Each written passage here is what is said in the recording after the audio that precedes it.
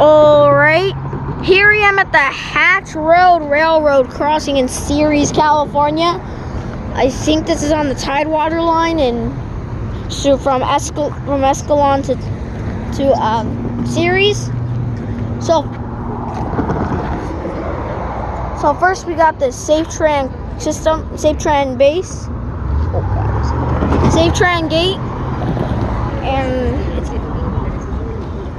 we got a Griswold cantilever, SafeTran light, and the bracket is possibly it's a Harman with a Rayco bell and possibly some SafeTran 8-inch lights. There's the other signal. This one's SafeTran bell. It has the same equipment, but all SafeTran 8-inch lights with the Rayco bell or Griswold. So yeah, that's the Hatch Road Railroad crossing in Ceres, California. Can't get this in action. I don't think this is a day of runs. See you next time.